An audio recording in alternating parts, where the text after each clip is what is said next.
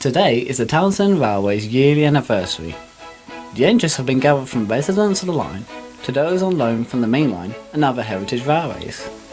They run the line all day and replace the regular services that the Townsend Railway usually run on the weekend. This is replaced with a busy schedule of steam and diesel locomotives. Lex is a great fan of the railways, especially the Townsend line, due to its history. A brief history of the line is that the Townsend Newton Railway was founded in the early 1900s. Then it went into the Southern Railway in the Railway Act and was later forced to close due to a lack of passengers for the most part in 1962. There was one part of the line that would remain open to passenger use, and that is the section of line between Townsend Corner and Townsend Junction. Townsend Junction has historically been the station which connects this small commuter line to the main line that travels to Penny Hill Junction in the east and YouTube Central in the west. When the line closed, the locals rallied and created a Townsend Heritage Railway. The old railway would slowly expand and regrow until it would eventually reopen in its entirety in the year 2000. During the week, only the main line section is in operation. However, on the weekend, the Heritage Railway takes full control of the line, apart from the mainline services that go through the middle section. This allows them to run a 30-minute service that are operated by either steam or diesel, along with goods trains, demonstration mail trains and small branch line trains. Yet galas are the most exciting for the railway, as it goes into full capacity with a busy timetable that means that trains arrive at nearly every 15 minutes. Lex is a local and is walking to the gala. He wanted to watch the first trains, but he overslept, as he usually does. When he got to the level crossing near Townsend Corner, he saw the gates were down, so he looked out and he saw an auto train heading towards the junction.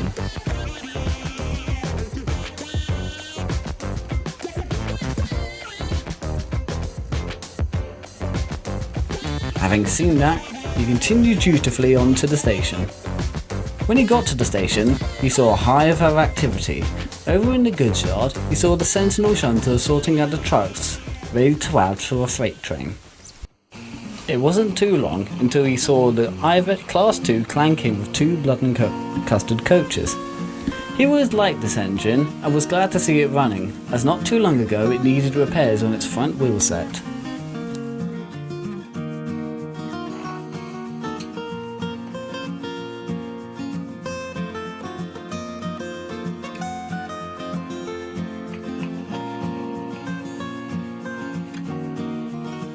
As it left the platform, it wasn't long until guest engine Bluebell arrived pulling two four-wheel coaches.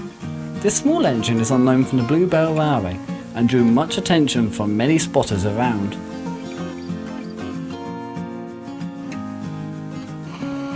Lex's attention was interrupted by the loud revving and thrashing of a Class 47 heading the Pullman which thundered through the station.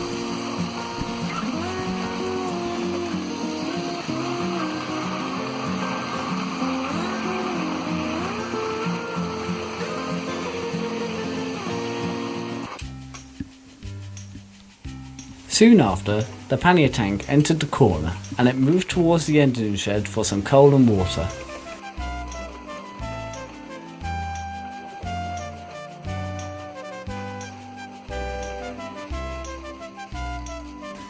The engine had to move along the small branch to make room at the junction sheds. The hum of a diesel hydraulic was heard as Benload of Warship Diesel noisily entered the station with LMS coaches, which were meant to be pulled by the ATF. It turned out the ATF had failed and another engine would have to rescue it from the sidings at Robinstone Station once the gap appeared in the timetable.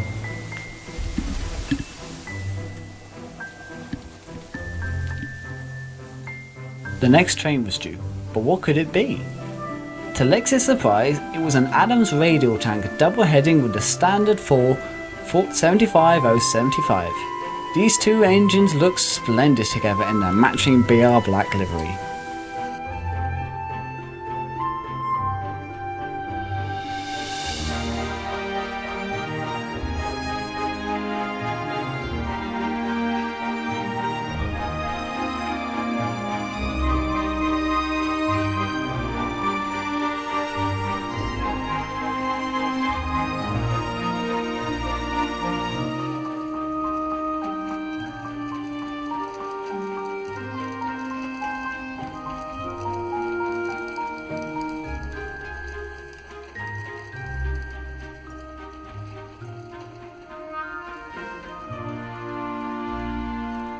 It had gone quiet for the moment, and Lex could see that the wagons in the goods sidings had changed position entirely. Lex thinks how complex the shunting must be when he sees a Ginty loco in Prussian blue blacked down to the LMS coaches, which have been patiently waiting in the yard.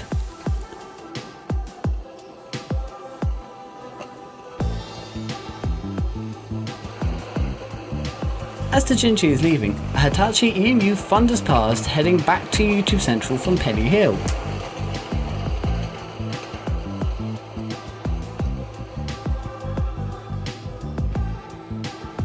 The pannier tank is ready to depart the corner to rescue the stranded 8F, but it has to wait as the auto train that Lex saw earlier arrive at the platform.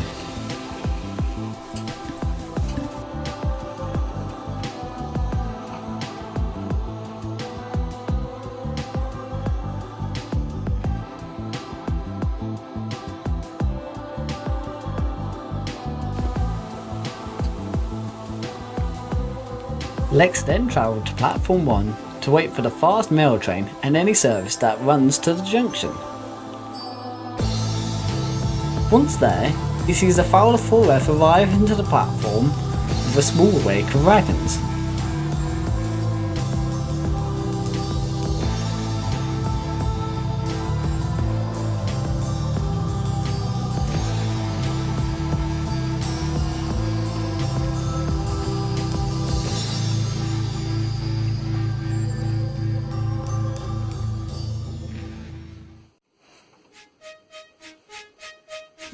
The Sentinel then jumps into action and connects the wagons from the yard to the rake.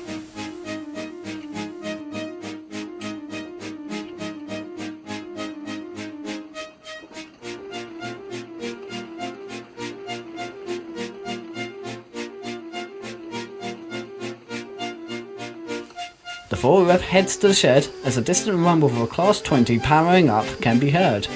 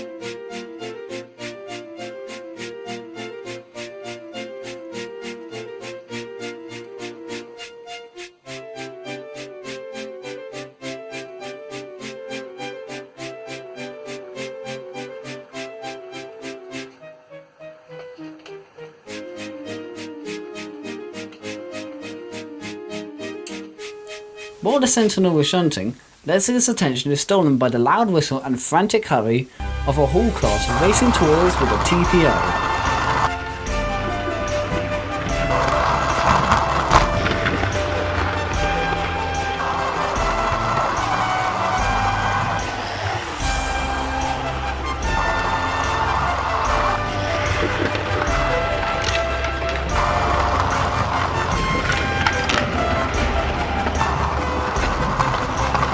Perfect changeover.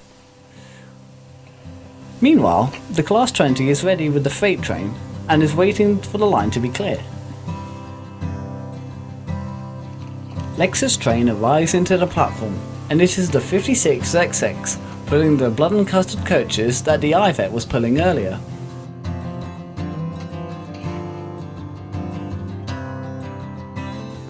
Lex hurried into the coach to see the trucks disappearing into the distance.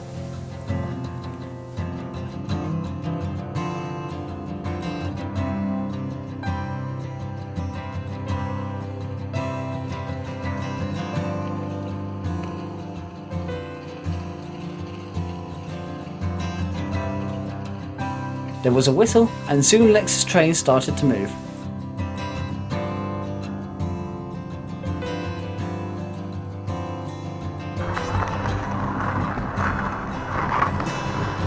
Lex watched the houses and crossings slip by until they stopped at Townsend Junction.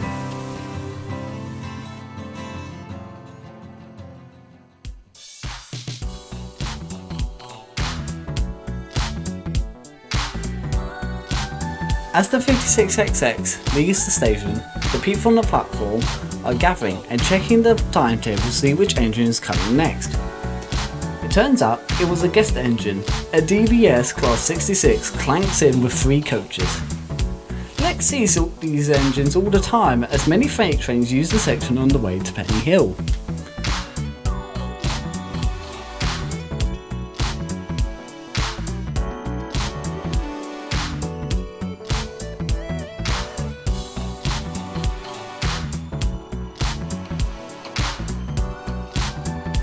He instead is focused on the engine shed with a great deal of locomotives inside, which includes various steam and diesel designs. Suddenly, a great deal of whistles are heard as the pannier tank is heading into the shed with a failed ATEF.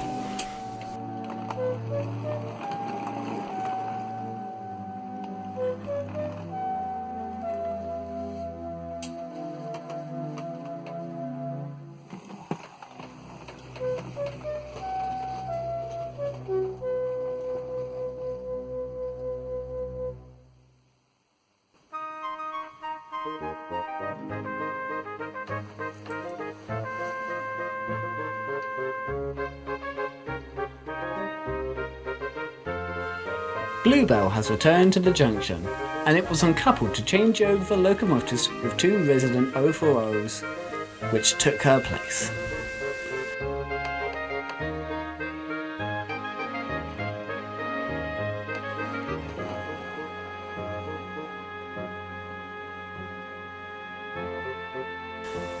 Bluebell was admired by all those who saw her, and she rode purposely onto platform 5 for everyone to admire, as she was looking lovely in her lining and lettering.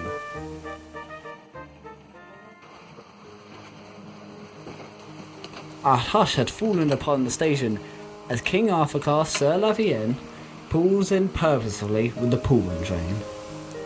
The engine looks splendid as it's polished to perfection. The engine stood there letting off steam gently as 2 austerity tanks came snorting in with the 4 LMS coaches.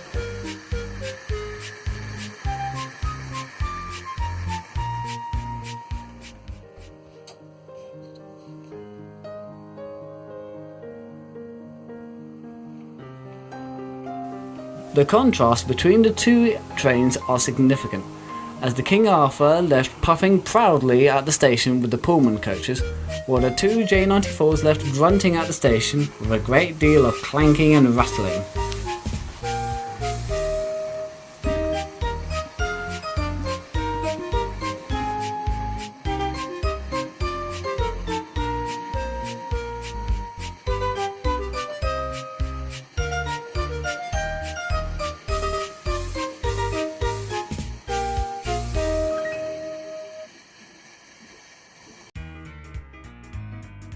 It was starting to get late, and although he wanted to stay for longer, Lex knew if he did, he'd get shouted at by his mum. He waited on platform 2 for a train back to Townsend Corner, and the first train to arrive back was a Class 121 DMU in Network Southeast livery, but this was heading in the opposite direction to Canal Road.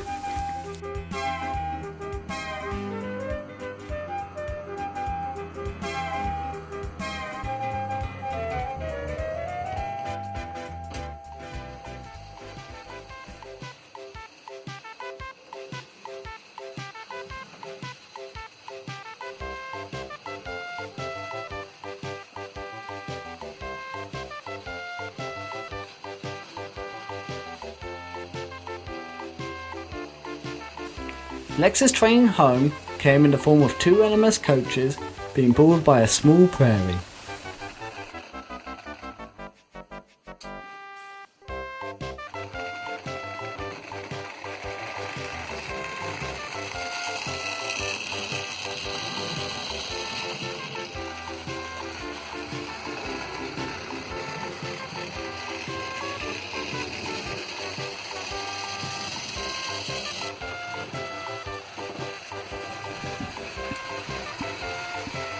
Lex saw the familiar scene of the busy city melt away into the peaceful suburbs.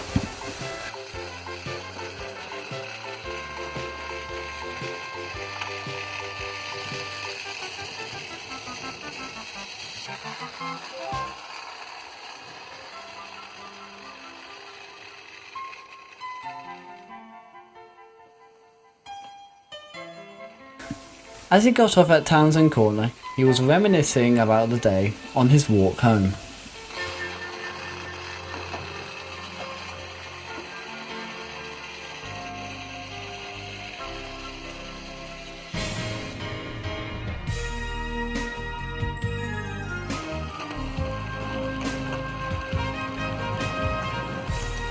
As he reached a familiar crossing, he saw the barrier go down as the IVEC 2 class passed past with the 7 coaches. Lex felt satisfied with how the day had gone, and I hoped you enjoyed as well.